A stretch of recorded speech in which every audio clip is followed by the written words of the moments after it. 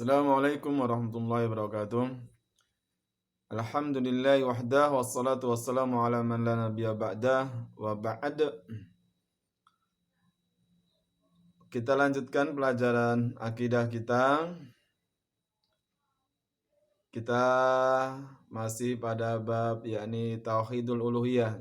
Jadi kita mengulang lagi untuk lebih, kalau kemarin kita memperkenalkan secara umum, sekarang kita akan lebih rincikan ya, walaupun belum rinci sekali ya, tentang tauhid uluhiyah ini ya. Karena tauhid uluhiyah itu adalah tauhidul ibadah ya, menauhidkan Allah dalam beribadah. Maka akan kita bahas pada kesempatan ini mengenai pengertian ibadah, jadi dan usul atau dasar yang dibangun ya, di atasnya ibadah itu ya. Jadi makna ibadah wal usulu allati tubna 'alaiha. Makna ibadah dan usul, rukun ya, dasar yang dibangun di atasnya ibadah itu ya. Jadi kita akan bahas pertama yakni makna ibadah. Yang kedua akan kita bahas yakni rukun-rukun ibadah ya.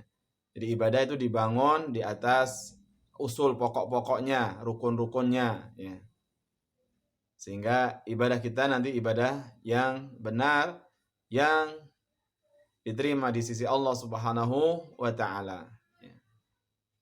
Ya, kita mulai dari makna ibadah.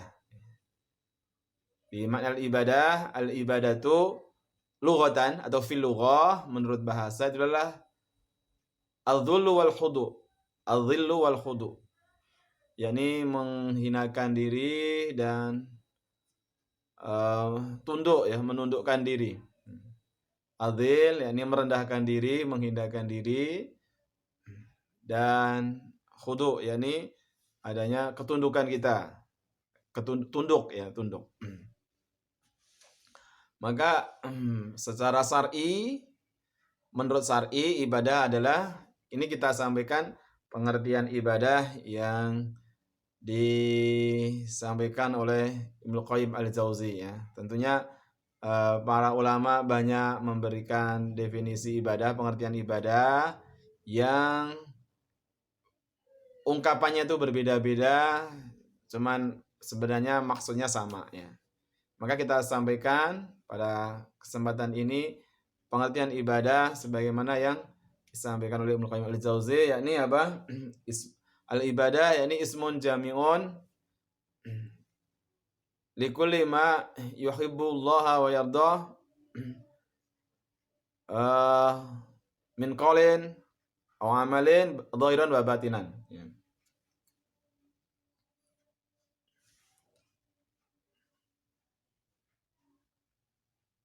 Jadi ismun jami'un likulli ma yuhibbullahu wa yardahu minal aqwal wal af'al dhahirah wal batinah.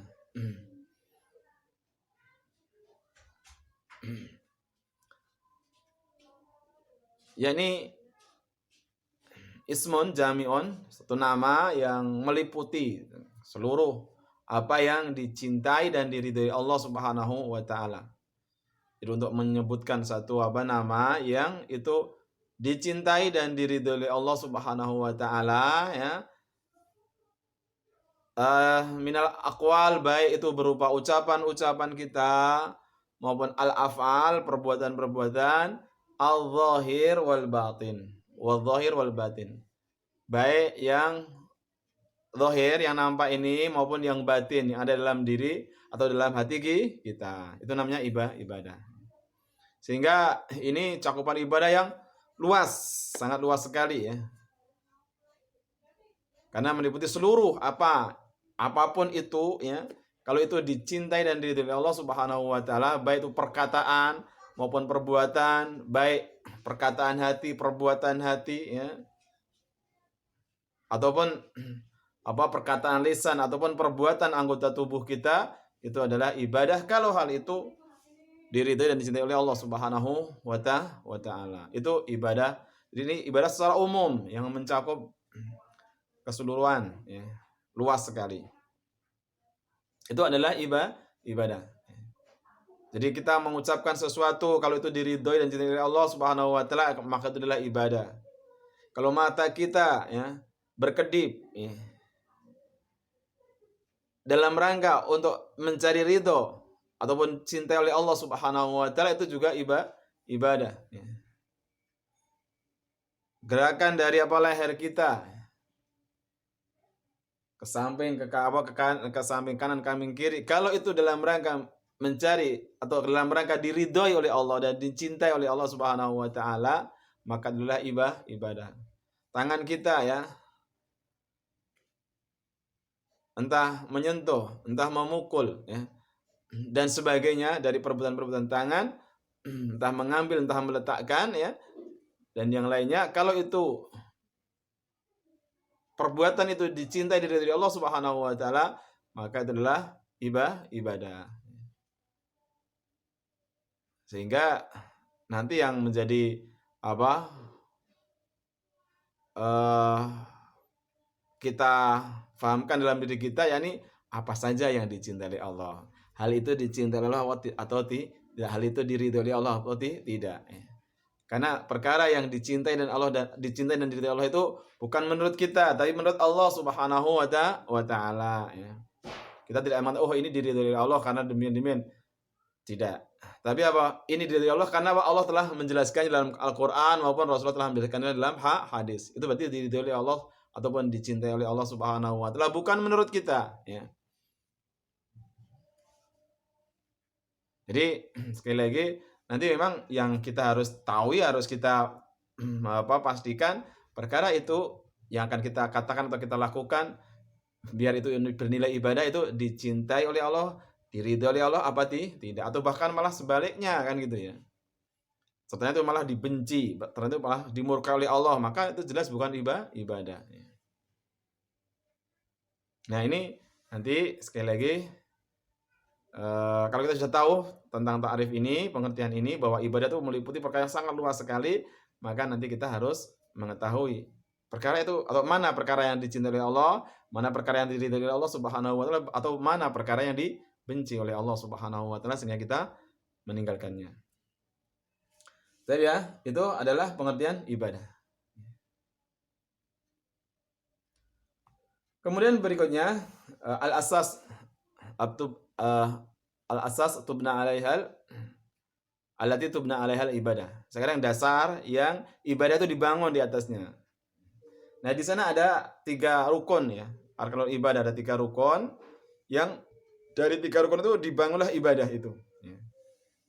Artinya ketika kita melakukan ibadah, maka harus berlandaskan 3 hal itu, ya. Ketiga-tiganya, bukan salah satunya, tapi ketiga-tiganya. Ya, ini apa? Arkanul ibadah, yang dimaksud rukun ibadah di sini adalah yang pertama al-mahabbah. Yang kedua ar-raja. Yang ketiga adalah apa? Al-khauf. Jadi ibadah di sini 3 rukun ini semuanya hati ini, ya. Semuanya dibangun di hati, ya. Jadi ibadah itu harus dibangun dengan rasa mahabbah. Tahu, ya, mahabbah yakni rasa cinta kita kepada Allah Subhanahu wa taala. Yang kedua, bahwa tidak hanya mahabbah saja, tapi ada roja. Ada apa? Mengharap, ya. Senantiasa mengharap rahmat Allah Subhanahu wa taala, mengharap pahala dari Allah Subhanahu wa taala, mengharap ampunan Allah Subhanahu wa taala. Itu ibadah kita. Kemudian yang ketiga yakni khauf, yakni takut, rasa takut kita kepada Allah Subhanahu wa taala. Nah, 3 hal ini dimasukkan dalam hati kita, ya. Ketika kita ingin melakukan satu ibadah, maka ibadah akan menjadi benar kalau dilandasi dengan 3 hal ini. Jadi adanya kecintaan kita kepada Allah Subhanahu wa taala, berharap kita hanya kepada Allah Subhanahu wa taala, ya. Dan juga apa? Takut kita kepada Allah Subhanahu wa taala. Mahabbah Ini akan mendorong ya, menimbulkan suatu kekuatan kita dalam beribadah kepada Allah Subhanahu wa taala sehingga ibadah kita itu semangat ya. Karena didasari oleh rasa cinta. Kita akan melakukan sesuatu atau ibadah yang terbaik ya. Karena dilandasi oleh rasa cinta. Demikian pula apa? Roja ya, harapan. Ini akan menimbulkan kita apa untuk terus mudawamah, terus apa? Menerus dalam melakukan ibadah itu. Karena harapan kita hanya kepada Allah Subhanahu wa taala, bukan kepada makhluk. Kemudian rasa khauf akan menimbulkan apa? Kita kehati-hatian kita. Khawatir kalau amal itu tidak diterima di sisi Allah Subhanahu wa taala. Ada rasa kekhawatiran ya. Kalau amal itu mardud, ditolak ya, oleh Allah Subhanahu wa taala, sehingga ini akan apa? Menimbulkan kehati-hatian kita. Ini perkara ini bid'ah apa tidak, sunnah apa tidak. Itu akan apa? Bisa timbul semacam itu ketika ada rasa khauf ya. Tapi kalau tidak ada rasa khauf, ini menjadikan kurang berhati-hati dalam beribadah kita kepada Allah Subhanahu wa taala. Mungkin karena menurut kita itu baik akhirnya kita lakukan, padahal itu bukan sebagaimana dikehendaki oleh Allah Subhanahu wa taala. Beda dengan kalau ada khauf. Oh, ini jangan-jangan perkara ini tidak dikehendaki oleh Allah Subhanahu wa taala karena tidak disyariatkan ya. Sehingga akan menimbulkan kehati-hatian. Tiga apa? Unsur inilah harus ada dalam ibadah seseorang. Ada mahabbah, cinta, ada roja, penuh harap ya kepada Allah, kemudian ada khauf, yakni penuh rasa takut kepada Allah Subhanahu wa taala. Dalilnya apa? Sebagaimana Allah katakan tentang mahabbah, misalnya apa? Walladzina amanu asyaddu hubban lillah. Dan orang-orang yang beriman itu sangat sekali mencintai Allah Subhanahu wa taala. Sehingga segala bentuk ibadahnya itu yang berdasarkan mahabbah, kecintaan kepada Allah Subhanahu wa taala. Kenapa saya salat? Itu karena saya mahabbah, cinta kepada Allah Subhanahu wa taala. Kenapa? Puasa karena cinta kepada Allah Subhanahu wa taala. Kenapa berdakwah? Cinta kepada Allah Subhanahu wa taala. Kenapa amar ma'ruf nahi munkar? Karena cinta kepada Allah Subhanahu wa taala. Kemudian dalil tentang roja yakni wayarjuna rahmatullah ya. Wayarjuna rahmatah. Dan mereka orang-orang mukmin inilah senantiasa mengharap rahmat Allah Subhanahu wa taala.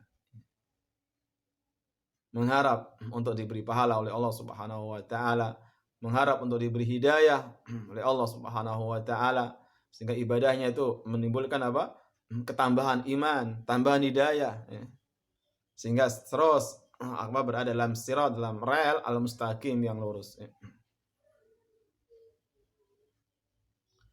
Dalil tentang khauf yakni wa yakhafuna adzabah, dan mereka takut akan azab Allah Subhanahu wa taala. Dan terangkum ya, tiga dasar ini, dalil dari tiga dasar ini dalam Al-Fatihah yang senantiasa kita baca, yakni apa? Alhamdulillahi Rabbil Alamin Ar-Rahmanir Rahim Maliki Yaumiddin. Jadi Alhamdulillahi Rabbil Alamin, segala puji bagi Allah Tuhan yang menguasai alam. Ini kita memuji ya. Kenapa memuji? Karena ada rasa cinta ya, atas segala kebaikan, atas segala nikmat yang Allah berikan kepada kita. Kita memuji itu kan karena cinta. Kemudian Ar-Rahmanir Rahim, yang Maha Pengasih lagi Maha Penyayang. Kita menyatakan bahwa Allah Ar-Rahman Ar-Rahim. Kalau Allah Ar-Rahman Ar-Rahim berarti apa? Kita berharap rahmat Allah Subhanahu wa taala. Ini adalah roja. Kemudian Maliki Yaumiddin, yang menguasai hari pembalasan. Yang menguasai pembalasan besok pada hari kiamat. Berarti apa? Ini yang perlu kita takutkan. Karena Allah akan memberikan pahala dan juga Allah akan memberikan siksa. Sehingga ini menimbulkan rasa khauf, ya, takut kita kepada Allah Subhanahu wa taala. Kalau kita resapi alangkah indahnya ya. Al-Fatihah yang setiap hari kita baca tidak 17 kali itu. Di sana membangun kesadaran beribadah kita kepada Allah Subhanahu wa taala atas dasar mahabbah, atas dasar roja dan atas dasar khauf. Subhanallah bihamdika asyhadu an la ilaha illa anta astaghfiruka wa atubu ilaik. Assalamualaikum warahmatullahi wabarakatuh.